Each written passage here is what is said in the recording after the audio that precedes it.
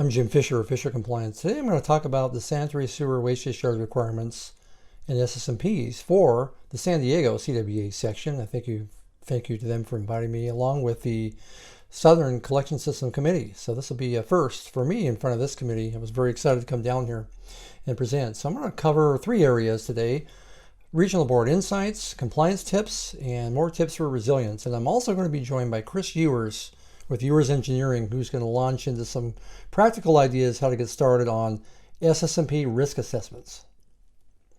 So a couple of polling questions to get started, just to get things moving here. Certified operators, the state of California, State Water Board, state of California, they're very interested in how many operators you have. They've been collecting data for over 15 years. They're doing a lot with the data to evaluate how many operators you have. I know the San Francisco Bay is actually giving discounts if they take enforcement for operators. So that's a big deal to them in the San Francisco Regional Board area. Are you prepared for an inspection by a regulator? That's another really important thing to test yourself on. How well do you think you'd do if they came in right now? Are you familiar with your regional board? Do you know who the staff are? Do you know who the contacts are? If not, stay tuned. And last but not least, maybe a couple areas to ask about for compliance in the order. The SSMP audits, often an area we see with Fisher compliance that's deficient. Training and competency, D8, D13, record keeping, SSMP implementation. I think overall, SSMP implementation is a big deal because the inspector, they're looking to see if you're implementing it at all and at what level. So D11 is a big one. If you haven't reviewed that provision, I highly recommend it. Taking a look at all the spills out there, there's about 350 in there right now, logged into CWEA, over 50,000 gallons. And I plotted here the percentages I found very interesting of some of the regions and what percentage of their Cat 1s are 50,000 and greater. And here you can see Region 4, for example, here in the middle to the right. 10% of the spills of their Cat 1s are 50,000 and greater. So big spills down there, with some of the other regions having less, which is fantastic. But just something to keep an eye on. Of course, the boards are hot and heavy on these because these are the ones that are impacting beneficial uses. And beneficial uses can be anything. You'll hear that term over and over. If you're not familiar with it, it's a key term to the board. That's what they basically exist for: protection of beneficial uses. So I'm going to jump into some of the areas here in these regions, these 5 regions.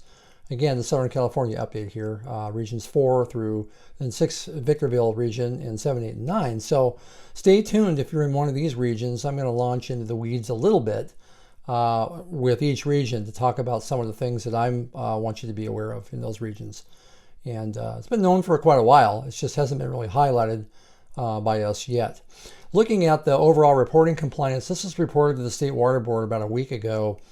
It's dropping.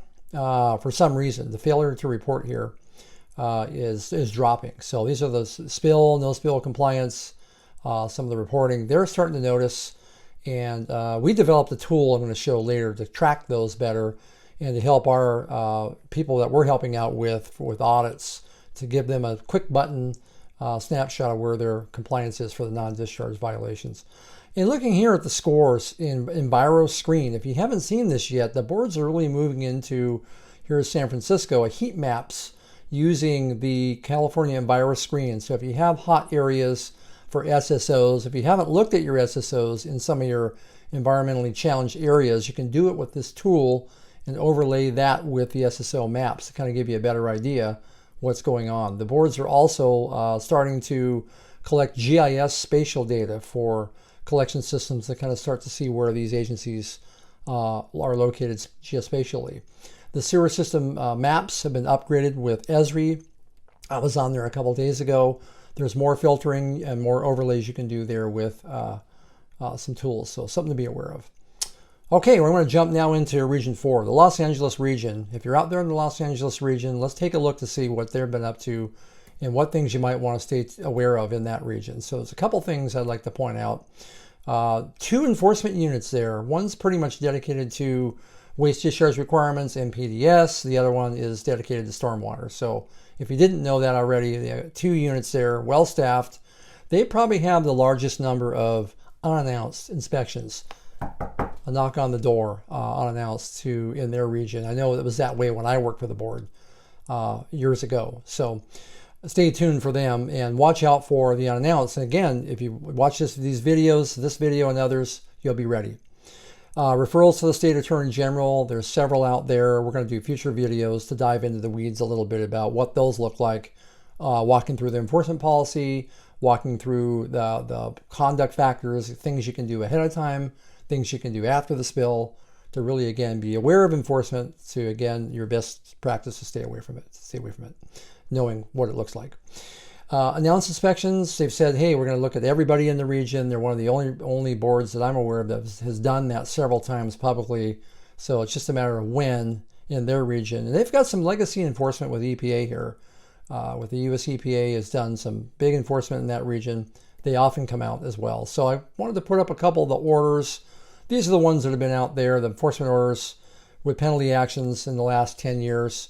Again, there's a bunch of them, but I think, really the important thing here is to look at a couple of these to get a feel for what the boards look for. What are they considering? What information or evidence are they bringing forward? How can you gear your program to stay well aware of this stuff and stay away from it? That's what we're all about, and that's why we're doing this video. The 6 Victorville region, if you're in that region, they've got very active field presence. They partner with the state board to supplement their inspections. They're paying closer attention to discharges to the waters of the United States. They've had active collection system inspection work that's been documented if you look in CWEA. And they've got the largest SSO case, or one of them, I should say, in the state. And they're split up between 2 field offices. Here's a copy of that order, this Region 6 Victorville order. I'm going to actually dive a little deeper into it here because I think it's a really great one to learn from. And not only are the violations here at the top shown, obvious ones, they're taking enforcement for the spills, but they're also taking enforcements, if you look at violations 7 and 8, which I found very interesting. Failed to comply with the permit, failed to clean up in a timely manner, failed to have cleaning and inspection equipment that the consultant that they brought in years ago identified. So lots of failures here. Again, that's documented here. O&M plans weren't implemented. If you see on the bottom of the slide here, those are the things they really honed in on for the enforcement. They don't always do this, but this is something trending. They look at the O&M plan. They look at R&R. They look at, are you implementing an overflow emergency response, CCAP? Are you doing everything you can to reduce or eliminate SSOs, communication programs? So those are areas that were flagged in that region. Moving into Region 7, the Colorado River region, some things to be aware of there. They've had some recent enforcement there, newer staff. And one thing to note that's kind of obvious there, they don't go out much in the summer because of the extreme temperatures. So the wintertime is when you might get the hello, we're here. So keep aware of that for Region 7. They also refer a lot to the state board to help them with inspections. They have a very active environmental justice program. We showed some of that earlier down there. And they also have very active partnership with US EPA. So here's a couple of the orders, fairly recent orders that have been issued here for a couple of agencies. Again, if you want to go out and take a look, if you're in that region, things to watch out for and be proactive. Thanks to Ralph Permeris here with El Toro Water District cleaning out one of his tanks here. Yeah, this treatment plant with their Vector truck and flying his drone. Ralph's very, very talented, as many of you know, with photos. He's a professional photographer and been in the business over, I think, 42 years. He's amazing. So thanks to Ralph for that. We're going to jump into Region 8 now to talk about the Santa Ana region. They also have a legacy order. So what I mean by that is, like San Francisco, like San Diego, they've had SSO orders that are pretty mature and were in place many years before the State Water Board's 2006 order. So they're very aware, and those boards are very keyed in on the SSO programs there in those regions. So well-staffed enforcement units, they're very active with the strike force. They attend for the DA's office there. They're in the field a lot. They coordinate with Coastkeeper. They've done enforcement with them before, and maybe others, I can't remember, but they definitely Coastkeeper has been in one of their SSO cases, and they've been moving slowly from compliance into enforcement. So I think here's a couple of orders again in that region if you're interested. It's a good way to stay aware and informed about what's going on in that region. Again, to stay away from it to avoid enforcement.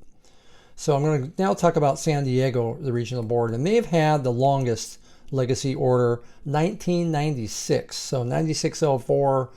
It's currently now 0003, I believe it is, 2007. So they've updated that order in 2007, but it's still pretty much the same order. They prohibit all spills upstream of the treatment plant. It's a big deal, that order, and this board really drives a lot of the thinking and a lot of the comments and suggestions to what the state board is doing with the current SSS WDRs, which we know is under review. Well-staffed enforcement, they pull in the state board a lot of times for help. They have some new staff. They have some active SSO cases always. And again, they're one of those regions that you can look over at US EPA data on their website to see what they've been up to. And they've done a lot of work in Region 9. So, okay, now a couple polling questions. Why don't we jump into a couple more of those? Just, again, things to be aware of here when you're looking through the presentation here. Do you know where your next SSO is most likely to occur? Great question. Often the question inspectors like to ask, how well do you know your system? What keeps you awake at night? Where are those vulnerable points? If you had all the money in the world, where would you put it? Those are questions that they ask.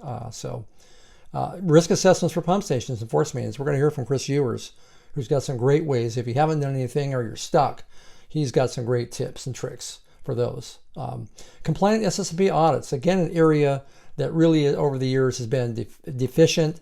Many of those SSMP audits don't look like they should. And that really is a way to do that, to really get around that, to avoid problems and getting dinged for not having to go to audit, is to do the pre-inspection questionnaire. We're recommending it for all the people that we help. And it's a way to really get in there. And I did a video in one of my trainings. If anybody wants it, shoot me an email or go to my website. And it goes in the weeds on the questionnaire for about 10 or 15 minutes about what's important, what those boards look for, what the inspectors check in that questionnaire. So look for it. Back to the audits though, here we go. As part of the audit, here's D1310. At a minimum, they must occur every 2 years, and they must evaluate effectiveness and compliance. Compliance is the easy one. Here's what they used to look like, and I hate to say, a lot still look like this. And this is a violation of the order. This is not an SSMP audit. It's not acceptable, even though a lot of agencies are doing this. It's an easy way to check compliance. It's awesome for that.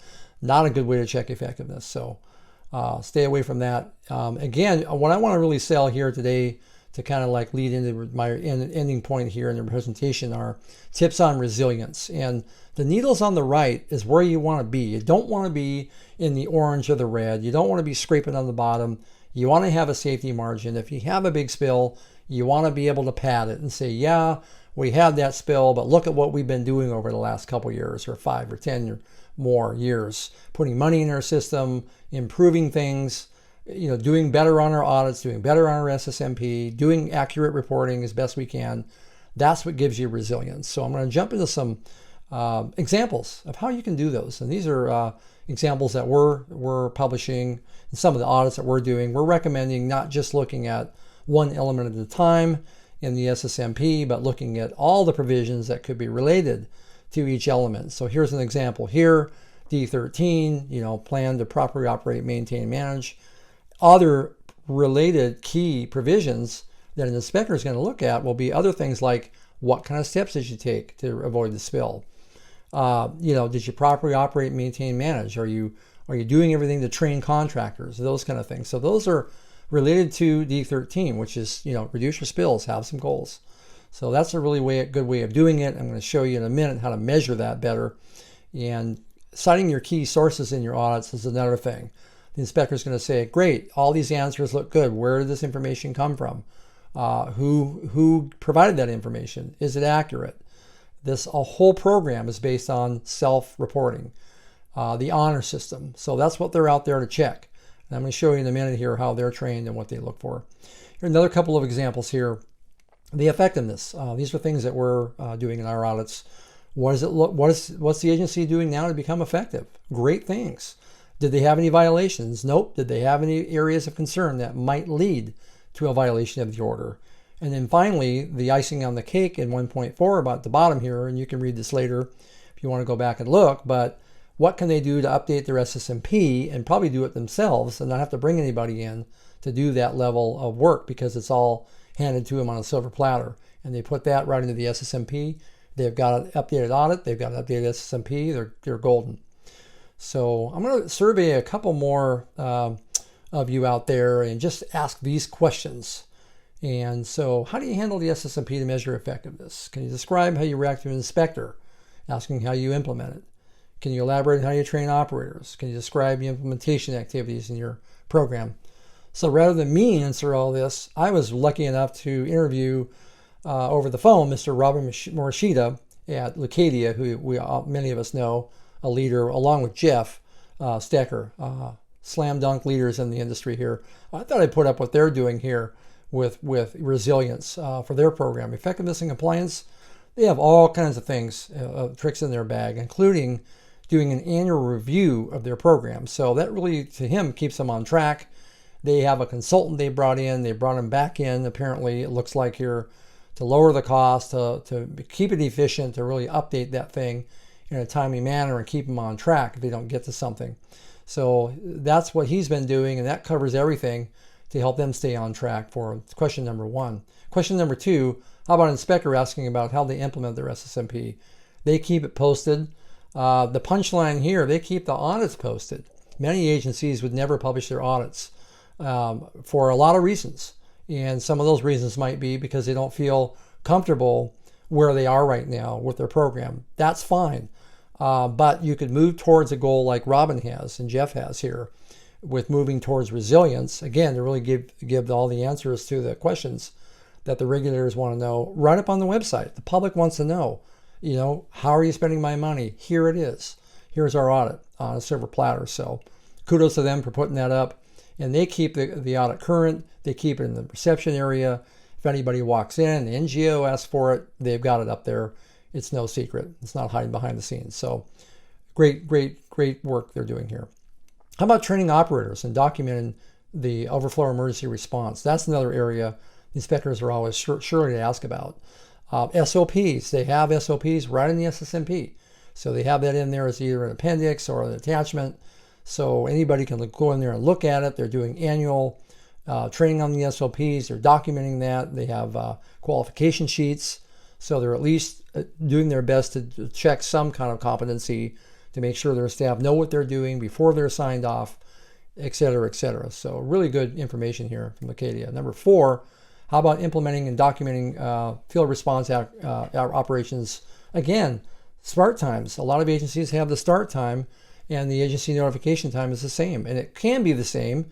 It's highly unlikely that it's going to be 800 out of 800 spills. That's a low-hanging fruit to an inspector and even an NGO we've seen that looks for that. So again, honesty with reporting, this whole thing's based on the honor system. So they have some great information here about what they do for the start time. They ask the people knowing, reporting it, what's going on. They find witnesses, they document that. Again, they're trying to do their best to be honest with their program. And if anybody checks, that file will stand on its own. It'll have some data, it'll have some references in there. And they're using, the standard industry practices available to estimate their spills, and they have their own customized field sheets that the field staff collect their data to make sure they're accurate. So again, thank you to Leucadia for stepping up to the plate and being willing to share those tough questions about resilience.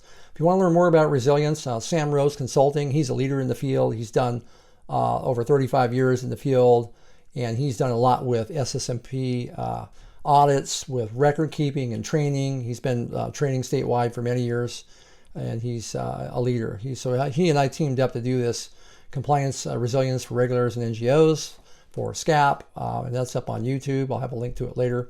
I'll just kind of walk through what that resilience has in it, but it starts off with our approach is recommending doing a compliance evaluation inspection like an inspector would. And people, you can do this. I can train you how to do this. This is what we recommend and what we do, so that the audit findings are based on a standard, which are those SOPs that the inspectors use, rather than just professional judgment. We think you should do these things to your program because we think so. Well, you can do that and some more by using the standards here in the compliance evaluation inspections. I'll show you those in a minute.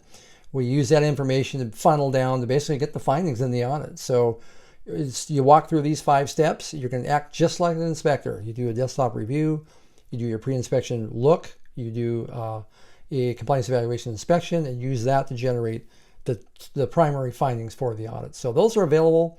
US EPA's Compliance Inspection Manual has been around for 25 years. They updated it in 2017.